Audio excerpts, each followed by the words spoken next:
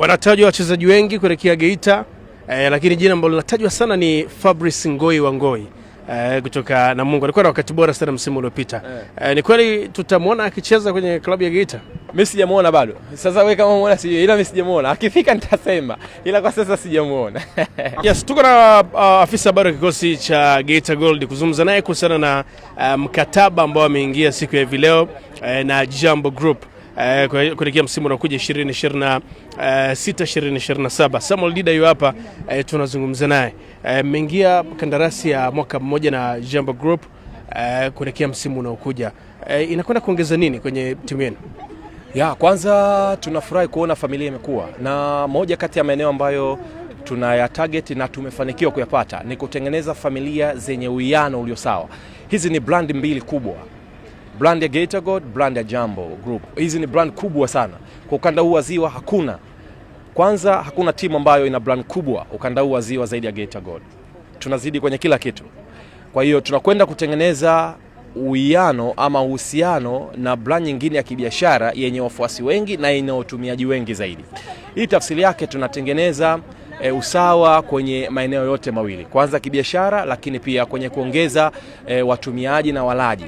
Timu kuna namna tuna benefit kwa maana tutapata faida kupitia Jambo, lakini Jambo pia kuna namna watapata faida kupitia timu. So hii ni win-to-win situation. Sisi tumeona ni jambo kubwa, tumefurahi na tunaamini tunakwenda kuyavaa majukumu ambayo tumekubaliana pande zote mbili. Ni kwa namna gani tunakwenda kufanya ili iwe bora zaidi.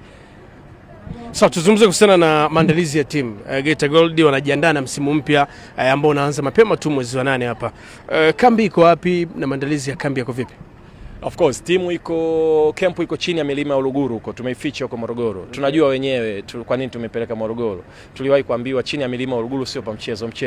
Kuna vitu vingi huko. Kwa timu iko huko chini ya head coach Zuberi Katwila anaendelea na training. Tunajiweka sawa sawa, tunatengeneza mipango mizuri ya kuhakikisha kwamba tunaijenga timu kiushindani.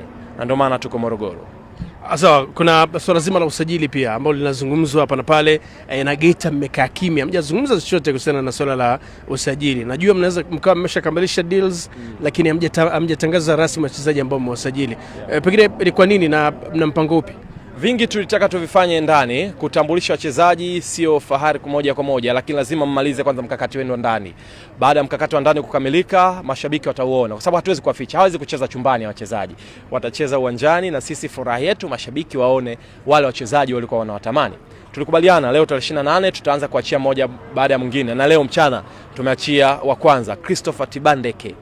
Moja central defender bora, mwenye kiwango bora Tanzania, Afrika Mashariki, national team player kutoka Uganda the Cranes. Tumemleta Geita Gold na tumeanza naye mchana huu. Kwa hiyo maana yake kuna wengine wanafuata nyuma ya mgongo na tutakuwa bora zaidi ya hao. Wanatajwa wachezaji wengi kuelekea Geita, lakini jina ambalo linatajwa sana ni Fabrice Ngoi wa Ngoi kutoka Namungo. Alikuwa na wakati bora sana msimu uliopita. Ni kweli tutamwona akicheza kwenye klabu ya Geita? Mimi sijamuona bado. Sasa wewe kama umeona sijui, ila mimi sijamuona. Akifika nitasema, ila kwa sasa sijamuona. Hakuna mazungumzo? Asijui. Labda kama yapo yanafanyika chini kwa chini. Mchezaji mzuri, hatuwezi kujua na hatuwezi kupinga hilo, lakini nikimuona nitasema amefika. Asante, kila laheri. Haya, poa poa.